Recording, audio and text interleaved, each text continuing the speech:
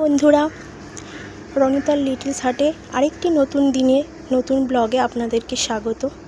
আজ দিনটা এই ছাদ থেকে শুরু করছি আবারও। দেখুন, সকাল সকাল এই এত জামা কাপড় কেচে নিয়েছি।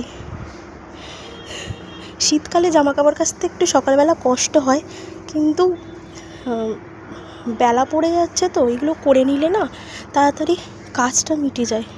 আর আজকে না যেই দুটো চাদর জমেছিল, এই বালিশের ওয়ার সব ছিল, এগুলো কেচে নিলাম।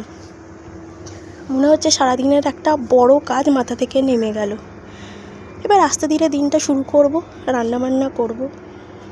চলুন নিচে যাই। এবার এগুলো গামলি এগুলো সব তুলে দিয়ে এবার নিচে কাজ সারবো। তারপর নিচে এসে সকালে টিফিন রেডি করতে বসিয়ে দিয়েছি। এখানে কুমড়োর তরকারি হচ্ছে, আর এখানে এগ পোচ হচ্ছে। তার সাথে এখানে ছেলের মাছ ভাজা হচ্ছে, বরবটির তরকারি হবে, বরবটি কেটেছি। তারপর বাঁধাকপি হবে, বাঁধাকপি কেটে রেখে দিয়েছি। ছেলের এখানে টিফিন রেডি করে দিয়েছি, এখানে জল দিয়ে দিয়েছি। আর এই যে ছেলে স্কুল ড্রেস পরে রেডি। নাও মাম্মি, ব্যাগটা নাও। আমাকে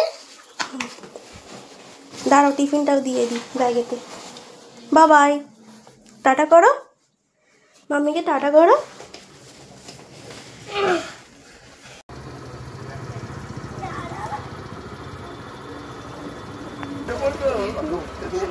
টাটা টাটা করো, টাটা। তারপর তো দেখলেন ছেলে স্কুলে চলে গেল। তারপর রান্না বান্না বসিয়ে দিয়েছিলাম। এখানে রান্না চলছে, বরবটির তরকারি, বাঁধাকপির তরকারি। এখানে ছেলের খাবার হয়ে গেছে, ঘর মোছা হয়ে গেছে, বোতল ভরা হয়ে গেছে, সব আজ কমপ্লিট হয়ে গেছে কাজ। এই তো সব হয়ে গেছে, কাজ মোটামুটি মিটে গেছে। এখানে ঘর মোছা হয়ে গেছে, বিছানা তোলে সব কাজ হয়ে গেছে, নিচেও সব কাজ সেরে চলে এসেছি। এবার জাস্ট স্নানটা করব। ছেলে এসে যাওয়ার সময় হয়ে গেছে। চলো পরে দেখা হবে। স্নান সেরে চলে এলাম। এই জানালার সামনে বসে বসে একটু জাস্ট ক্রিমটা মাখছি, আর ছেলে আসার জন্য ওয়েট করছি। ছেলে তো আসার সময় হয়ে গেছে, কখন আসবে কি জানি। এখন 1:20 মতো বাজে। ছেলে এলে তারপরে আপনাদেরকে দেখাবো। আর তারপরে তো আমার সময়টা এখন এবার ওর পেছনেই চলে যাবে। ঠিক আছে, চলুন। আর এই শীতের সময়টাতে না স্নান করে এসে ঘরে ভালো লাগছে না, তাই একটু জানালার ধারে একটুখানি বসে আছি, যে রোদটা লাগলে একটু আরাম হবে, নাহলে ঘরের ভেতরে খুব ঠান্ডা লাগছে। আর আজকে সকাল সকাল কাজ সব মিটে গেছে, তাই জন্য হাতে সময় আছে বলে বসে আছি একটু। এই যে ছেলে চলে এসেছে স্কুল থেকে। চলুন নিচে যাই।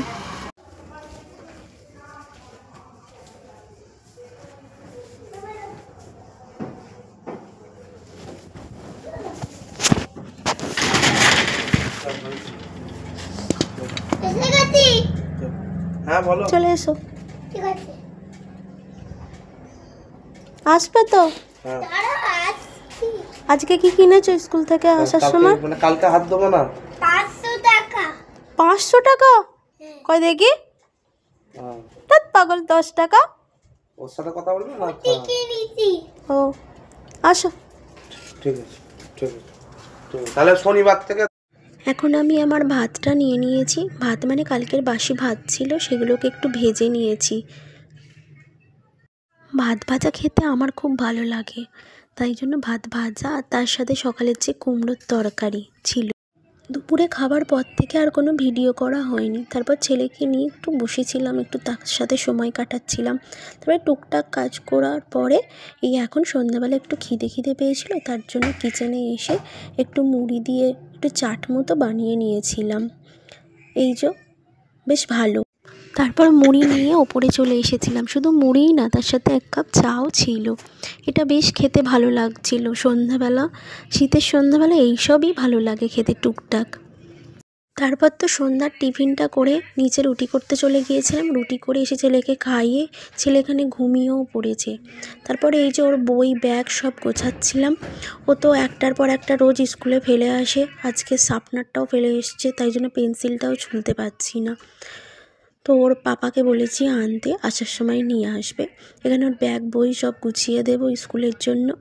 আর এখানে বিছানাটা দেখুন না কীরকম অগোছালো করে রেখেছে। তা আমাকে না আর সবসময় ভালো লাগে না গুছোতে, তাই সকালে একবার গুছাই আর রাতে একবার গুছাই, ক্লিন করে তারপরে শুই।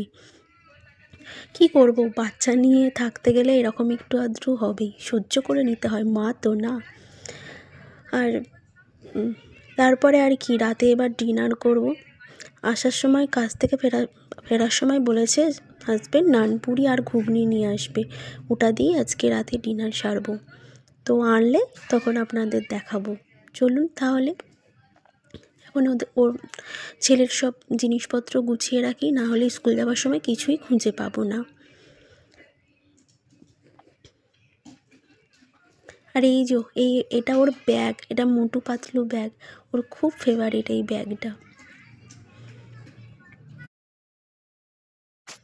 এই যে রাতের ডিনার সাজিয়ে বসে পড়েছি, মানে আর কি, হাজব্যান্ড বলেছিল নানপুরি আর ঘুগনি আনবে, তো সে তার কথা রেখেছিল, তার জন্য আমিও বাসন নিয়ে বসে পড়েছি। প্লেট সাজিয়ে 4টে নানপুরি আর ঘুগনি, কিন্তু আমি এতগুলো খাবো না, আমি 2টো খাবো আর হাজব্যান্ডকে 2টো দিয়ে দেব।